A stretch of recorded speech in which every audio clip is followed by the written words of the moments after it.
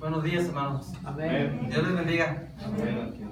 Gracias a Dios una vez más porque nos da la oportunidad de poder estar en su casa, de poder gozarnos al alabar su nombre, de poderle dar gracias por las bendiciones que Él ha derramado sobre nuestras vidas. En mi caso, gracias por la oportunidad que me da también de poder compartir su palabra con ustedes. Amén. Amén. Como ustedes saben, pues es una forma en la que el consistorio de la Iglesia del Divino Redentor ha decidido poder que uno de los ancianos esté con ustedes cada domingo, por lo menos mientras que podemos conseguir a otro pastor, que quiera Dios, vamos a ponerlo en oración, quiera Dios que pronto pueda enviar a un siervo suyo, que esté aquí de tiempo completo, y que pueda seguir pastoreando a la misión Ríos de Agua Viva para que la obra del Señor siga creciendo en este lugar. Amén. Creo que el Señor ha sido bueno con nosotros, nos ha bendecido a lo largo de estos 11 años, que ha permitido que esta obra subsista, que esta obra siga creciendo aquí en la Alianza Real. Y yo estoy muy seguro que el Señor tiene buenas cosas para nosotros. Amén. El Señor tiene buenas cosas para su iglesia y para la obra en este lugar. Así que no nos desanimemos. Sigamos con entusiasmo, con energía, con gozo trabajando en la obra del Señor. Amén. No pensemos que porque no está el pastor ahorita con nosotros, que vamos a bajar la guardia. No, al contrario. Tenemos que subirla, ¿verdad? Amén. Tenemos que seguir trabajando y trabajando aún más duro, porque dice la palabra que la mies es mucha, los obreros son pocos. Entonces hay que seguir constantes en la obra del Señor. Amén. Bien, el día de hoy vamos a reflexionar en apenas 2 pasajes de la palabra de Dios, pero es maravilloso ver cómo la palabra de Dios es tan rica que en esos 2 pasajes podemos encontrar gran bendición para nuestras vidas. Un mensaje que Dios tiene para cada uno de nosotros. Bien, pues una vez más se acerca el tiempo de la Navidad. ¿A cuántos de ustedes les gusta el tiempo de la Navidad? Amén. Es un tiempo muy bonito. Es una temporada para muchos llena de fiestas, de regalos, de alegría. Para otros, según dicen, es un tiempo de depresión. A algunos les causa un efecto diferente, ¿verdad? Todo este tiempo, ¿no? Quizá por alguna experiencia que han tenido en su vida, por diferentes circunstancias. Comercialmente es una temporada de mucha actividad. Las personas van de aquí para allá comprando lo que necesitan para sus festejos, para la cena, los regalos para los seres queridos, para los niños. Algunas ocasiones es simplemente para poder cumplir compromisos sociales, ¿verdad? Regalarle al jefe, al vecino, al que ya me regaló, yo también poderle regalar. Es parte de la temporada, ¿verdad? En medio de todo este ajetreo, muchas veces, y para muchos otros, siempre se olvida el verdadero motivo de toda esta temporada, lamentablemente. ¿Cuál es el verdadero motivo? Es el regalo de Dios nuestro Salvador. El regalo que Dios nuestro Creador ha dado a la humanidad. Un Salvador encarnado en un pequeño niño, naciendo humildemente en un pesebre. Y ese es todo el mensaje de la Navidad y todo el motivo de esta temporada. Como hijos de Dios y creyentes en Jesucristo, somos los primeros con motivos más que evidentes para celebrar este acontecimiento. Nosotros debemos ser los primeros en empezar a celebrar este momento. Dios nos llama a preparar nuestro corazón y el de las personas a nuestro alrededor para nuestro encuentro con el Mesías. Vamos a orar para pedir la dirección de Dios en esta mañana. Señor Todopoderoso, gracias te damos por la oportunidad que nos das de estar en tu casa y porque ahora estamos dispuestos a escuchar tu palabra.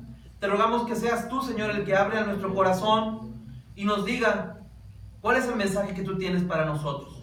Pon las palabras en mi boca, Señor, utilízame como un instrumento tuyo para poder proclamar tu palabra y que mis hermanos puedan escuchar tu mensaje.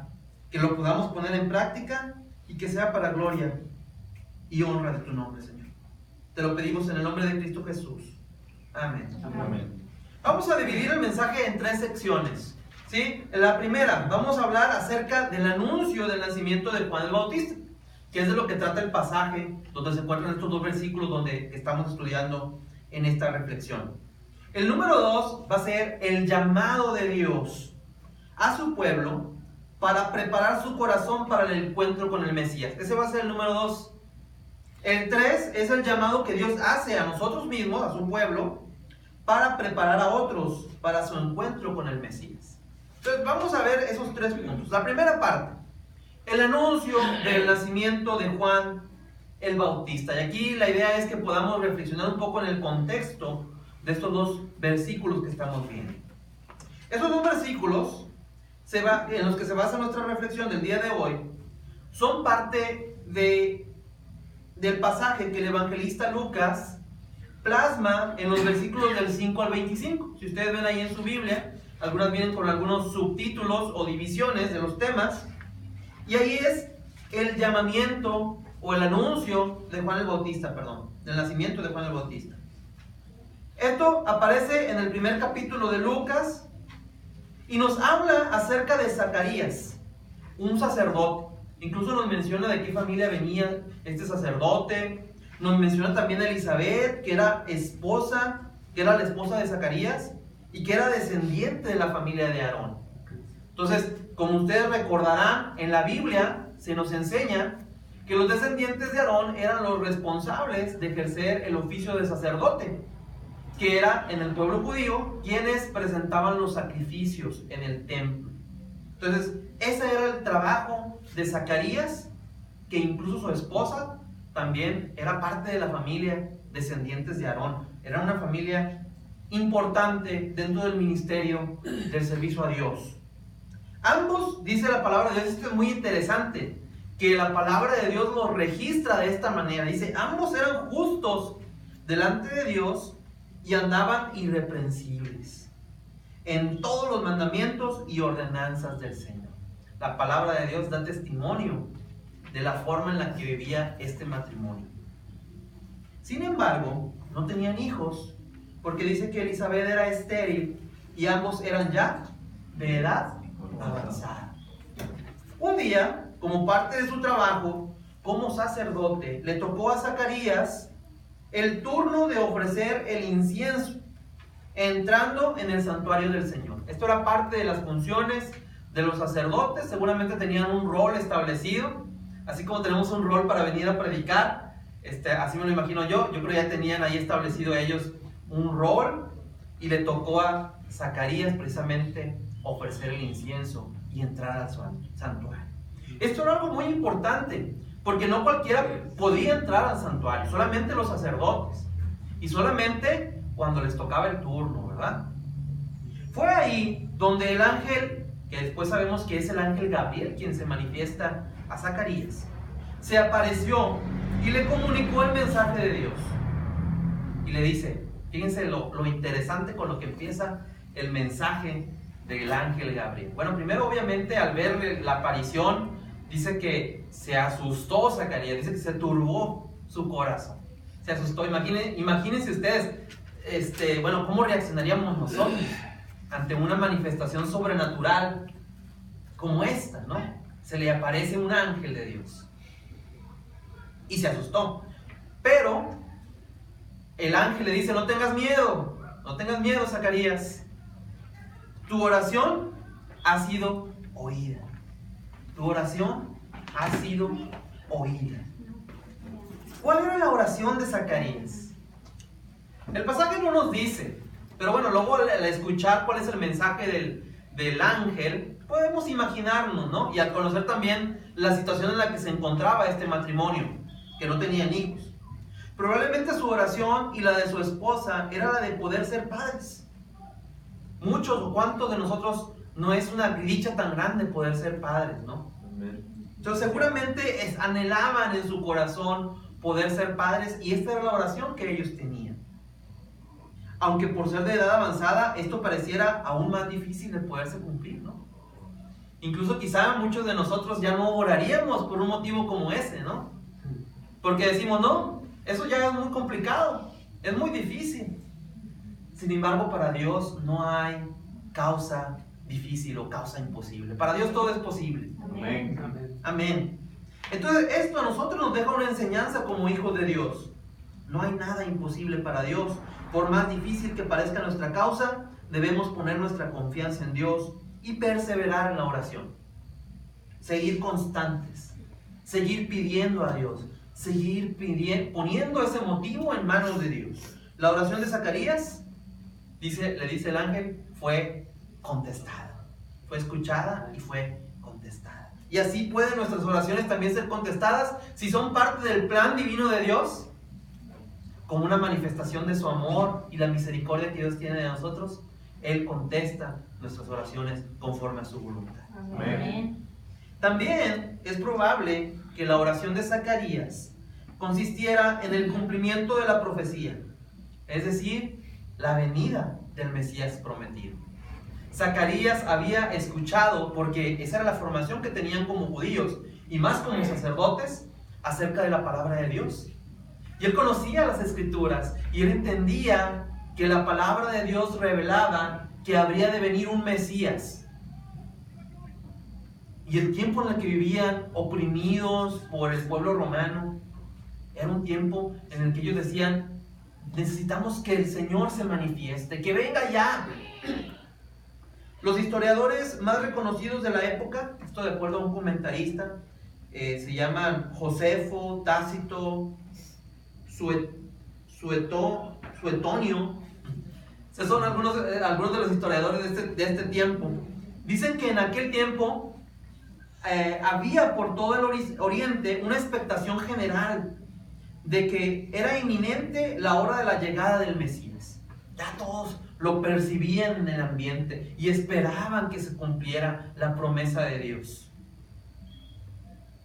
En parte se avanzaban por la profecía de las 70 semanas que se encuentra en Daniel. Y no vamos a entrar en detalle, pero si nos vamos a Daniel capítulo 9, versículos 24 al 27, ahí habla acerca de la profecía de las 70 semanas.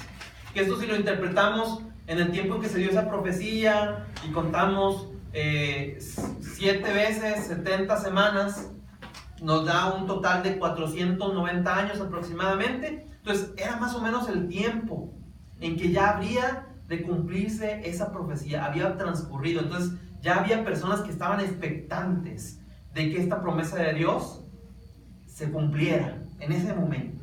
Entonces probablemente la oración de Zacarías también consistía en eso: Señor, manifiéstate y envía a tu Mesías a nuestro pueblo. Nos quedamos en que el ángel dice a Zacarías que su oración había sido contestada, ¿verdad? Dice, su mujer Elizabeth le daría un hijo y llamaría su nombre Juan. Este es el anuncio del ángel. Y bueno, siempre me ha gustado fijarme en el significado de los nombres. Y en la Biblia, siempre que hay un nombre, hay un significado detrás. Y nos habla acerca de la misión o el propósito que Dios tiene para la vida de esa persona. También por eso a veces, como recomendación, si algunos de ustedes, Dios nos da la bendición de ser padres y nos toca decidir el nombre de nuestros hijos, busquen un nombre bonito, un nombre que tenga un buen significado, porque estaremos marcando cuál es el propósito que Dios tiene para la vida de nuestros hijos. Y bueno, ¿quién somos nosotros para decir cuál es el propósito que tienen? Pero de alguna manera creo que Dios obra en nosotros y nos ilumina con su Espíritu Santo y nos da la capacidad de poder elegir un nombre que marque la vida de nuestros hijos, ¿no? Un nombre que tenga un significado profundo. En este caso Juan es un nombre muy bonito y es un nombre muy común, pero quizá muchos no conocemos qué significa, ¿no? Bueno, lo que significa este nombre es Jehová ha hecho gracia. Juan, Jehová ha hecho gracia. Y luego si nos vamos a cuál es el significado de la palabra gracia, gracia es un regalo no merecido. Entonces, de una forma, a través del nombre de Juan el Bautista, Dios estaba diciendo, este es el regalo que yo estoy preparando para ustedes. Es el regalo que Dios tiene para la humanidad. Dios ha hecho gracia. Desde el significado de su nombre encontramos la misión que este siervo de Dios había de cumplir: dar a conocer el regalo de Dios para la humanidad y preparar a su pueblo para recibir ese regalo. ¿sí? Cuando hacemos un regalo a algún familiar o a alguna persona querida, pues tratamos de dárselo no así nada más, sino preparar un momento, ¿no? Un momento especial. Vamos a ver, pues a la hora de la cena o en algún momento en el que estemos tranquilos y podamos disfrutar ese momento. Algunos hasta nos gusta decir, cierra los ojos, tengo una sorpresa para ti. Y cómo nos llena de alegría eso, ¿no? La expectativa de, un regalo, qué alegría, ¿no? Dios estaba preparando a su pueblo para recibir ese regalo. Y lo hizo a través de su enviado, Juan el Bautista. El ángel le dice a Zacarías que tendría gozo y alegría y que muchos se regocijarían de su nacimiento. Imagínense ustedes el gozo que podrían sentir Elizabeth y Zacarías después de tanto tiempo de haber esperado un hijo, y que ahora, aún en su vejez, Dios les daba o les había concedido su oración y les estaba dando un hijo. Obviamente que tenía para ellos gran alegría. La llegada de un hijo siempre es motivo de gozo y alegría, y no solo para los padres, sino para los familiares y amigos, ¿verdad? Todos nos gozamos, nos alegramos al ver que nuestro tío, nuestros primos, nuestros hermanos tienen un hijo, y vamos y lo visitamos y vemos al bebé y nos gozamos porque es una gran bendición. Incluso cuando no son personas cercanas, ver un niño es algo que te llena de gozo, te llena de alegría. Ver la ternura, ver esa maravilla de la creación de Dios manifestada en un bebé. Pero en esta ocasión había mucho más motivos para regocijarse. No solo el hecho de poder ser padres en la vejez, sino que el ángel anuncia que este hijo habría de ser grande delante de Dios. Imagínense ustedes este mensaje que estaba recibiendo Zacarías. Ha de ser grande delante de Dios. Más adelante encontramos en el Evangelio que el mismo Jesús afirmaría la grandeza de Juan al decir que entre los que nacen de mujer no había otro mayor que él. Entonces era importante. A lo mejor no le damos tanta importancia, pero Juan el Bautista marcaba una pauta en el plan de Dios. Fue el último de los profetas. Durante todo el tiempo del Antiguo Testamento, Dios se manifestaba y daba a conocer su palabra a través de los profetas. Juan fue el último de los profetas porque después Dios se manifiesta de manera directa a través de la persona de Jesucristo. Y luego Dios habla a su pueblo a través de su Espíritu Santo, ¿sí? Ya después de Jesucristo, ¿no? Seguimos nosotros ejerciendo el oficio de profetas, porque nosotros como hijos de Dios también tenemos la responsabilidad de dar a conocer el mensaje y la palabra de Dios.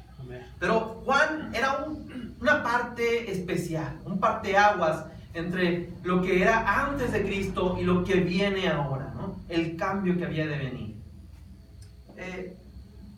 Dice el ángel que no bebería vino ni sidra, es decir, que estaría consagrado. ¿Sí? Juan tenía que llevar una vida especial, consagrada delante de Dios.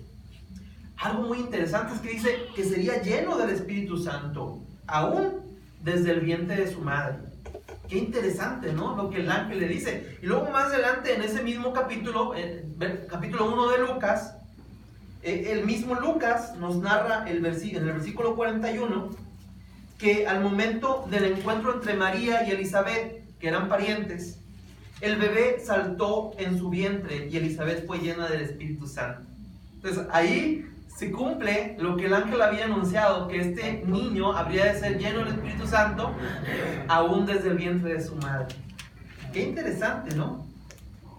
El ángel le describe a Zacarías cuál habría de ser la misión de su hijo, y esa es precisamente los dos versículos clave de nuestra reflexión. Y ahorita antes de entrar a ellos, veamos cuál fue la reacción de Zacarías al escuchar el anuncio del ángel. También es una reacción muy interesante. Zacarías le dice: ¿y en qué conoceré esto? Porque soy viejo y mi mujer es de edad avanzada. Había un aire de duda en Zacarías. era muy difícil creer lo que el ángel estaba diciendo. Y entonces le pide una prueba, le pide una señal. Y encontramos que no es el primer personaje en la Biblia que hace eso. Lo hizo Abraham, ¿verdad? Cuando se rió, cuando escuchó el mensaje del ángel también, de que había de ser padre, se rió junto con Sara, su mujer. Y luego por eso su hijo se llama Isaac, que significa risa, ¿verdad? Gedeón, que pidió una señal y ofreció un sacrificio. No sé si el domingo pasado escucharon también el mensaje de Gedeón, ¿sí? ¿Se acuerdan? Le dan este mensaje de que él habría de liberar a su pueblo. Y dice, espérate, dame una señal. Y que él ofreció un sacrificio o una ofrenda que fue consumida sobrenaturalmente. Esta fue la señal que se le dio. Pero en este caso, fíjense qué fue lo que le contestó el ángel Gabriel a Zacarías a causa de su incredulidad. Y le dijo el ángel, yo soy Gabriel, que estoy delante de Dios y he sido enviado para hablarte y darte estas buenas nuevas. Así como diciendo, ¿qué más prueba quieres? O sea, Dios te está dando un mensaje de manera directa, y no por cualquier persona, es Gabriel, una persona que está delante de la presencia de Dios, que lo ha visto cara a cara, que le sirve continuamente y ha venido a darte un mensaje. ¿Cómo a veces nos resulta tan difícil a nosotros creerle a Dios? Escuchamos su palabra y sus mensajes, pero no creemos. No creemos lo que nos está prometiendo, lo que nos está diciendo. Zacarías no necesitaba otra prueba. ¿Qué más prueba quería que un ángel se le había presentado delante de él en el santuario? Gabriel revela su nombre, que significa Dios es mi héroe o maravilloso hombre de Dios. Eso significa el mensaje el nombre de Gabriel. Como dato interesante, solamente se nos dan a conocer en la Biblia los nombres de dos ángeles, Miguel y Gabriel. Cualquier otro nombre de ángel que ustedes hayan escuchado ya es fuera de la Biblia. Sí, se conocen otros nombres, pero yo no sé de dónde los sacan. En la Biblia solamente se mencionan estos dos, Miguel y Gabriel. Un dato interesante. Las consecuencias de la incredulidad de Zacarías fueron lamentables. Si se acuerdan qué fue lo que les dijo el ángel, dijo, pues te vas a quedar mudo hasta que nazca el niño. Imagínense ustedes toda esa alegría que se había manifestado, que le había sido revelada a Zacarías, y a consecuencia de su incredulidad no pudo anunciarlo, se tuvo que quedar callado. ¿Sí? Fue lamentable esa consecuencia de su incredulidad. Se quedó mudo, aun y cuando tenía tantas buenas noticias para anunciar, no pudo hacerlo plenamente, sino que dice el mismo pasaje, él tenía que hacerlo con señas. ¿Sí? No seamos incrédulos ante el mensaje de Dios y creamos en sus promesas. Amén. Y lo que Él ha ofrecido para nuestras vidas. Vámonos a la segunda parte del pasaje, el llamado de Dios a su pueblo a preparar su corazón para el encuentro con el Mesías. Dice, ahora sí vamos a ver los versículos 16 y 17, ya que vimos todo el contexto en el que se encuentran, vamos a analizarlos un poquito más a detalle esos dos versículos. El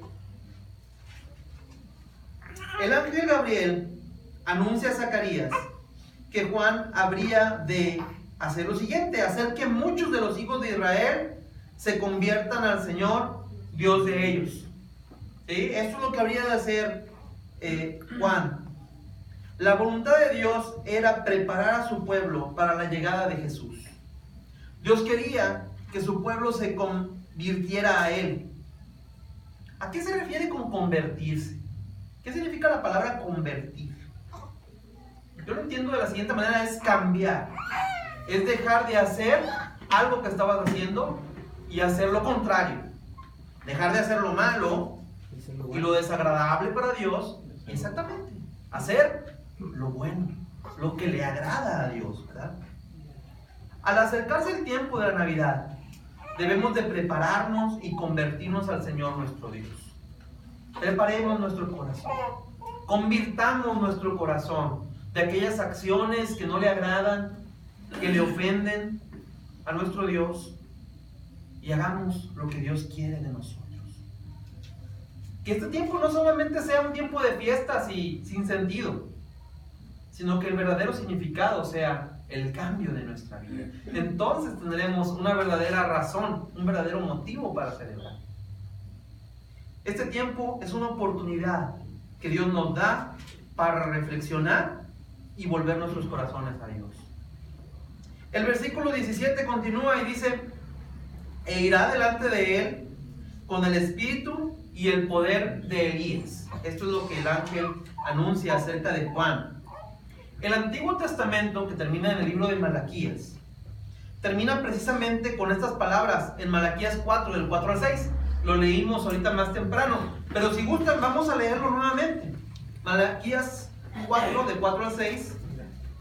La última hoja ahí. A veces se batalla para encontrar Malaquías porque está cortito este libro, pero es la última hoja del Antiguo Testamento, y así es como termina el mensaje de Dios en el Antiguo Testamento.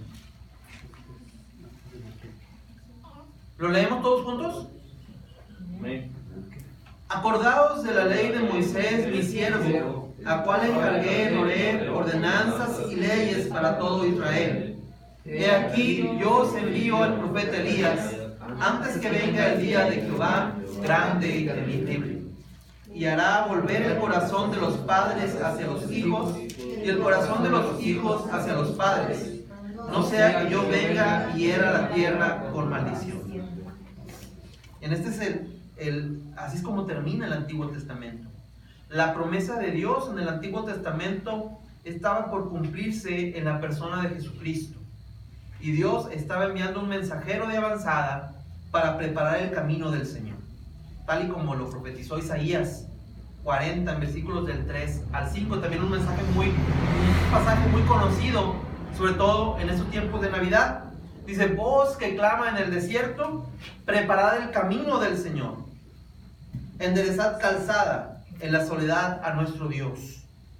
Todo valle sea alzado y bájese todo monte y collado, y lo torcido se enderece y lo áspero se allane. Y se manifestará la gloria de Jehová, y toda carne juntamente la verá, porque la boca de Jehová ha hablado. ¿Queremos que se manifieste la gloria de Jehová en nuestras vidas? Amén. Dice: preparar el camino del Señor. Preparemos ese camino donde habrá de llegar nuestro Señor. Dice más adelante el mismo pasaje, dice: para hacer volver los corazones de los padres a los hijos. Esta era parte del mensaje de la misión de Juan. Creo que este es un llamado claro de Dios a aquellos que Dios nos ha dado la encomienda de ser padres, de amarlos con todo nuestro corazón y de demostrar ese amor guiándolos y enseñándolos en el camino de Dios. Sobre todo si son nuestros hijos pequeños, nuestra responsabilidad como padres es guiarlos, cuidarlos, enseñarles la palabra de Dios, que ellos aprendan a orar, que aprendan a leer la Biblia, que aprendan a vivir una vida agradable delante de Dios.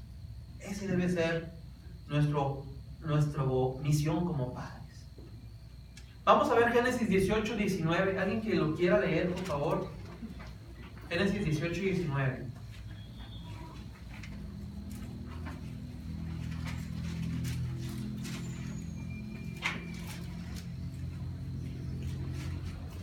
¿18 qué? 19.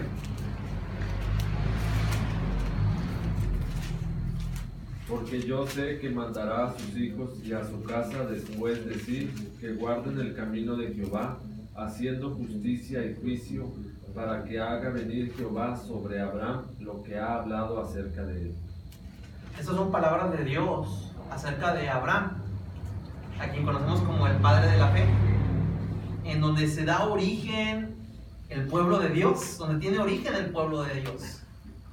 Y una de las razones por las que Dios elige revelarle a Abraham cuáles eran sus planes con respecto a Sodoma y a Gomorra, eran precisamente por esto, porque él decía, es que yo sé quién es Abraham, yo sé qué es lo que va a hacer, y que él va a ser un padre responsable que va a enseñar a sus hijos el camino de Dios, y que va a enseñar incluso a sus nietos y a los que vengan después de él a que guarden los mandamientos de Dios. Y es lo que Dios quiere de cada uno de nosotros, que seamos como Abraham y que enseñemos a nuestros hijos su palabra y sus mandamientos. Debemos enseñar a nuestros hijos la palabra de Dios, no solo lo que dice, sino también a través de nuestro ejemplo. Preferentemente desde que son pequeños, pero aún y cuando ya son mayores, nuestra responsabilidad es de seguir guiándolos y enseñándoles. Aún y cuando es mucho más difícil enderezar las ramas de un árbol que ya ha crecido torcido o en otra dirección. Pero para Dios no hay imposibles. Aún y si nuestros hijos ya son mayores, seguimos teniendo una responsabilidad como padres, quizá ya no la misma, porque ya los hijos pues ya toman sus propias decisiones.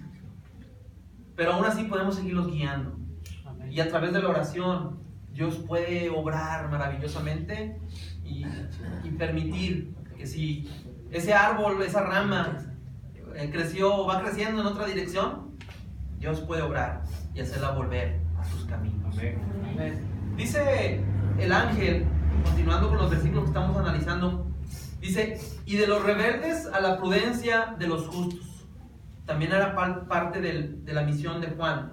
Dios desea que todos aquellos que nos hemos desviado de su camino, que nos hemos rebelado contra Dios al no cumplir sus mandamientos, que seamos prudentes y volvamos al camino de Dios. Con prudencia se refiere a saber elegir o decidir sobre lo que es conveniente y lo que no lo es. Sí, la prudencia es algo que vamos aprendiendo con la experiencia, con el tiempo, con el convivir con las demás personas, ¿sí? Muchas veces regañamos a nuestros hijos cuando actúan de cierta forma porque ellos todavía no han desarrollado esa capacidad, esa prudencia que solamente la experiencia te va dando. Y algunos adultos todavía no hemos aprendido tampoco eso, ¿verdad? Y para muchas situaciones todavía no hemos aprendido prudencia. Pero bueno, en este caso se refiere a la prudencia que debemos de tener en el sentido espiritual. Saber elegir lo que conviene. ¿Y qué es lo que conviene? Estar en los caminos de Dios. Dios nos da nuevamente una oportunidad de elegir el camino correcto, tomar la senda que nos lleva hacia Dios. No la que parece menos accidentada y más ancha, sino la estrecha, la que está llena de obstáculos y tropiezos, pero que finalmente nos lleva al mejor destino, la vida eterna que Dios ofrece. Amén. Dice también el mensaje, para preparar al Señor un pueblo bien dispuesto. Dios quiere encontrar un pueblo bien dispuesto. Y si buscamos el significado de la palabra dispuesto en el diccionario, vamos a encontrar despejado, con ánimo favorable. No recuerdo dónde lo escuché, pero recientemente estuve tratando de recordar, pero no recordé dónde, quién me lo dijo. Recientemente escuché, si no me equivoco, fue durante la guerra de Vietnam, que una de las tareas que se les encomendaban a los soldados estadounidenses era preparar las pistas de aterrizaje durante la noche. Y lo tenían que hacer así, o sea, les daban la instrucción a través del radio y decían, en tal punto, prepara durante la noche una pista de aterrizaje porque al amanecer va a llegar el avión para descargar las provisiones y las armas y todo lo que necesitan para la guerra en la que se encontraban. Entonces imagínense, ponían a trabajar a todos los soldados a preparar la pista donde habría de aterrizar. Tenía que ser parejo para que el avión pudiera aterrizar, despegar. Y al final cuando ya se iba el avión, tenían que volver a deshacer la pista, porque si no, pues la iban a dejar como algo de provecho para los enemigos, ¿no? Entonces tenían que destruirla. Pero así es como nosotros debemos de prepararnos, ¿sí? Y debemos hacerlo con apremio. A los soldados se les ordenaba que lo tenían que hacer y durante la noche tenían que trabajar para que la pista estuviera lista para el siguiente día al amanecer. así nosotros debemos apresurarnos y preparar el camino del Señor, que esté plano, que esté listo para poder recibir al Señor. Amén. Amén. Dios quiere encontrar en nosotros un corazón preparado, despejado de pecado, con camino favorable para la llegada de Cristo. Vámonos ya a la parte 3 del mensaje, el llamado de Dios a su pueblo para preparar a otros para su encuentro con el Mesías. Ya hemos hablado acerca de lo que Dios quiere de nosotros como hijos suyos, como parte de su pueblo, de prepararnos para este encuentro con el Mesías. Ahora también nosotros debemos de preparar a otros. La misión de Juan el Bautista de preparar el camino del Señor nos ha quedado muy clara, o por lo menos eso espero. Sin embargo, también es necesario que comprendamos que esta misión especial de Juan el Bautista no es exclusiva de él, sino que nosotros también como hijos de Dios y como parte de su pueblo, hemos sido llamados a preparar el camino del Señor. En este tiempo en que se acerca la Navidad y que todo el mundo se prepara para celebrar, debemos de ser luz y preparar el camino del Señor compartiendo el mensaje de salvación, dando a conocer el regalo de Dios a la humanidad. Así es. La gente celebra sin saber por qué, sin tener un verdadero motivo por celebrar. Dejen que sigan celebrando, pero que conozcan cuál es la verdadera razón por la cual hay que celebrar, haciendo conciencia en las personas del verdadero motivo de la Navidad y la única y verdadera razón para celebrar.